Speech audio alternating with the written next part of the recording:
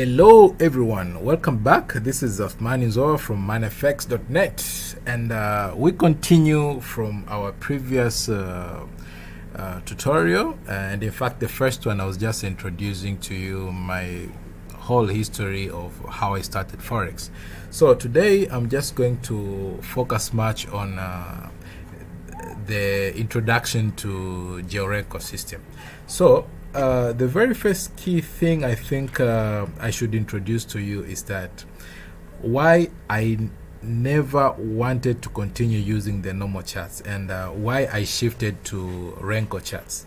So basically, let me just have a new chart. Okay, new chart window. There you go. So this is the Euro USD chart, which I think everybody uses this chart. So at first, like any other trader, we normally start with a chart like this with a bunch of candlesticks. And of course, as any other trader, you have to learn the candlesticks, you have to learn the trends, you have to learn a lot of other stuffs that as a beginner you have to learn in Forex trading. So the thing is that my style, I like to use indicators so that they can tell me when to start or when to enter the market and probably when to exit. So I can just let us pull a very simple indicator, which is I like this indicator, by the way. There we go, stochastic oscillator. So it doesn't matter on the on the settings and all that. So let's just have an indicator pulling it like this. So if you want to just to pull an indicator, you can just drag it and drop it, or you can just double click it on your navigator's panel. So this indicator, basically it tells you, stochastic indicator tells you the oversold state and the overbought state. So if it is above 80, it means it is an overbought state, and then if it is an under 20, it means it is an oversold state. What does it mean when we say oversold and overbought state? When we are at overbought state, it means that the price has become so high that people will start selling, and then when it comes to oversold state, it means that the price has become so cheap that people are now start to buy. So when these two lines, there's a red line and there's a blue line. So if the red line is above the red dotted line is above the blue line, and then it comes out of the overbought state, then that's an opportunity to sell. As well as when the blue line is above the red dotted line and it comes out of 20, it means it's an opportunity to buy. So I was very confused on how to use these charts with a different time frame, and I was learning through various trainers on YouTube, or I downloaded some tutorials, or I read some books. Some people, they tell you that you have to use a daily chart to do you have to use a daily chart to do an analysis, and then you have to use a 4-hour chart in order to enter the market. Others, they tell you have to use a 4-hour chart to do the analysis, and then you have to use the 1-hour chart in order to enter the trade. So it was a bit confusing. Look at this, how I got even more confused.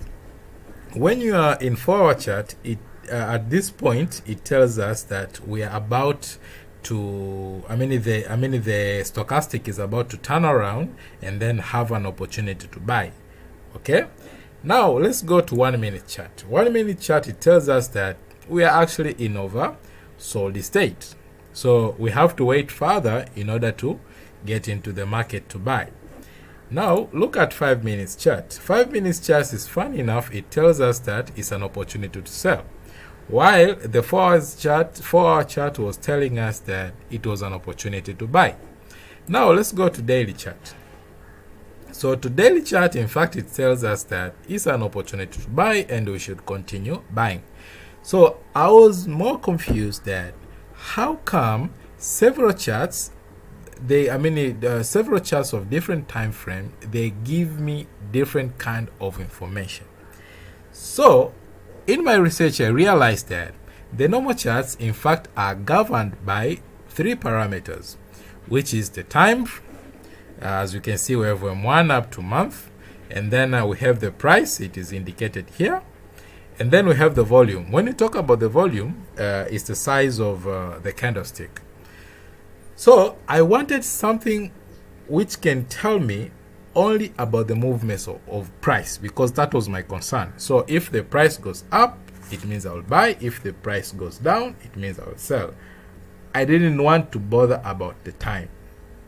And then it's like now you tell other traders that maybe they're long-term traders and short-term traders, and some of them, they tell you that if you're a scalper, you have to use maybe 15 minutes chart. Others, they tell you have to use 5 minutes chart, which is always a bit more confusing. So, and the problem again about trading, it is never taught in school. So what did I do? And then I started digging further and further, and then I came to realize that there was something called Renko. Renko, in fact, is a Japanese term. Renko, it is derived from a Japanese term which is called Renga. Renga means blocks, the blocks that we use for building houses. So when you have the Renko charts, now coming to this one. Okay, so when you have a Renko chart, it means that, first of all, let me just show you this, because this one is a shifted Renko. In fact, it's more advanced compared to the normal Renko. So let me just put 100, and then I'll show you the standard Renko chart.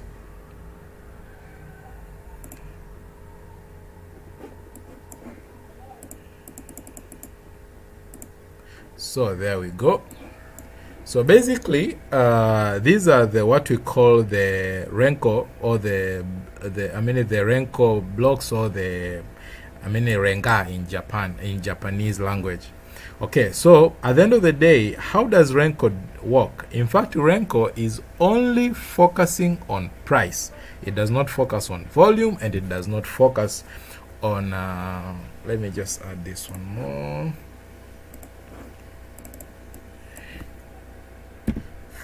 40,000. Don't worry about all these settings that I'm putting. Later on, you'll come to understand all about these settings.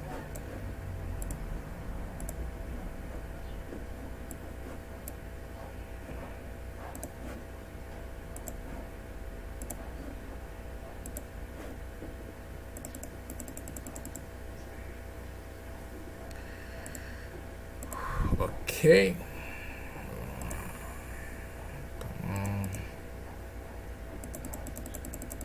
Okay, so coming back, so actually this is actually a standard Renko chart, and probably a lot of people, when you talk about Renko, this is what they are more familiar with compared to this thing here. This is totally another level.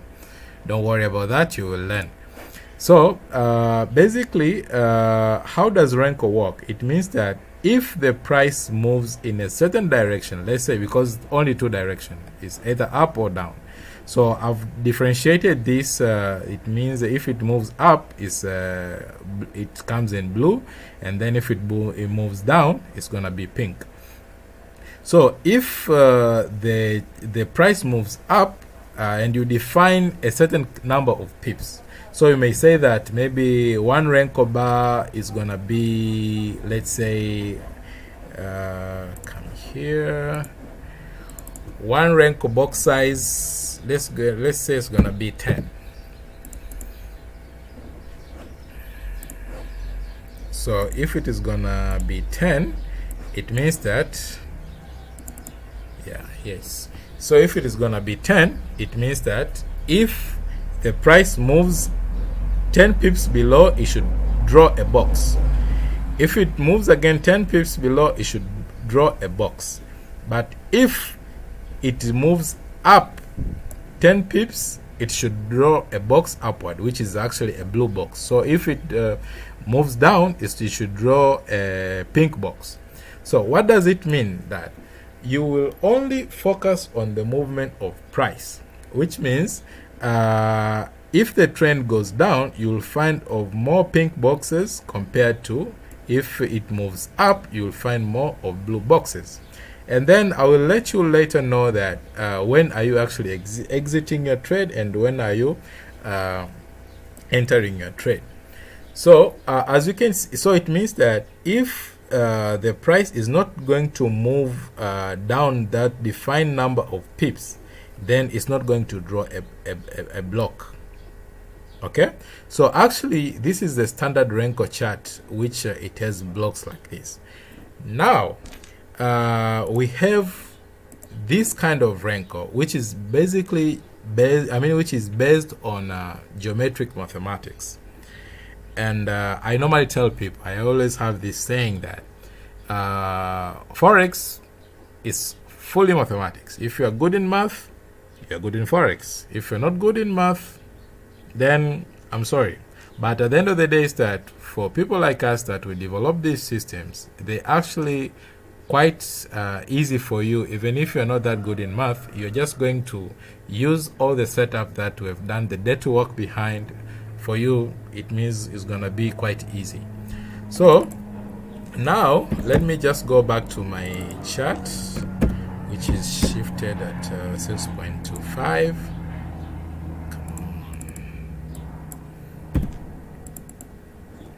And then the chart is gonna change, and you're gonna have a chart like this. There you go. Booyah.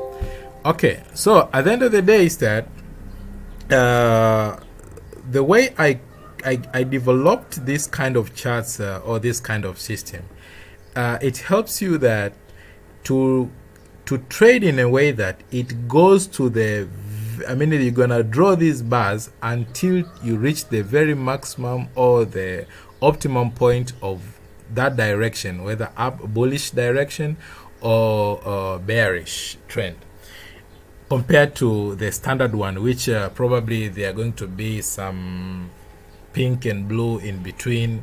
You get it? But at the end of the day, the good thing about the shifted Renko or the geometric Renko, in fact, you just say Georenko in short form of geometric Renko. So at the end of the day, this one, the Georenko system or the Georenko chart, is actually super accurate to tell you the direction when it reaches the maximum or the minimum, depending on the direction. And then the other thing is that it just gives you the super accurate signals when to enter and when to exit. Now, I'm going to introduce to you each indicators. When you right click and then you say the indicators list, there are actually 5 indicators, which is the support and resistance. You see these lines, and here there's a green one, here there's a red one. So this one is just the resistance, and then here is the support. And then basically the support and resistance indicator, it tells you several types of resistance and support. So we have the untested support. So untested support, it means that it was only touched once.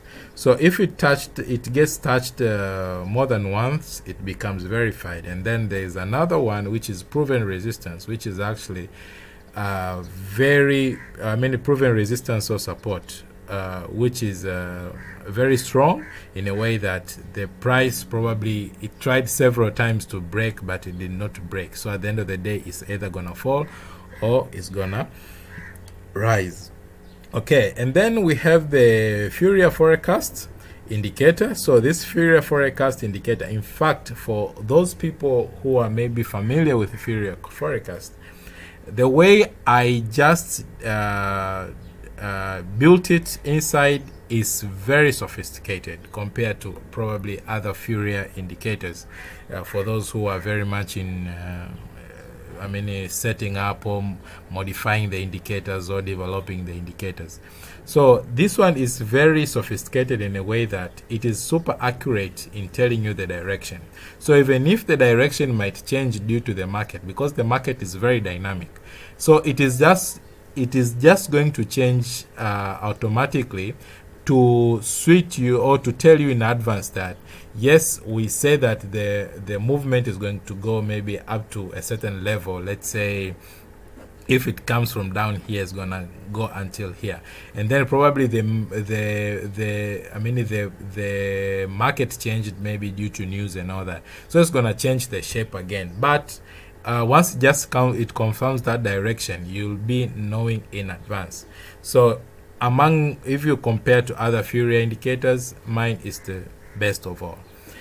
And then the other thing is that the Fourier indicator or the Fourier forecast indicator, it is actually developed based on neural networks. So there are several layers where the data actually is taken from the market, and then it passes several layers in order to output the future. So, in fact, I've seen a certain website that they are also introducing such a system where they're also going to give you the future forecast. So, I've seen that what they're doing, of course, they're doing a good job. And in fact, they just launched it in November in 2018 or something. So, we're almost the same as that in a way that my system started being very super accurate, and probably their system is also accurate. I saw some of the sample data that they are using, and compared to mine, they somehow match. Of course, theirs is in a long term, very long term. They can give you maybe in next 3 to 4 weeks and all that. But my Fourier forecast, it gives you in a few number of days, maybe 2 or 3 days to come. And then we have the entry and the exit semaphore.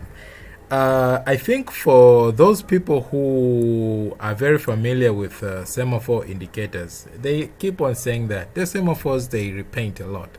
But with my system, what I did, I combined 2 semaphores. I combined the one which repaints and the one does not repaint.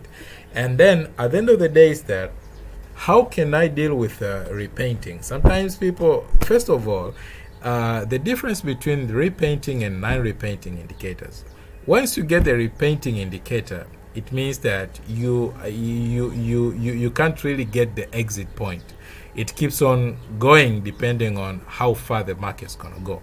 So the problem about non-repainting indicators is that they tend to lag behind several bars. You get it. So at the end of the day, you're going to miss somewhere, someplace. So I managed to combine both repainting and non-repainting indicator in order to get or to arrive to a very super accurate signal.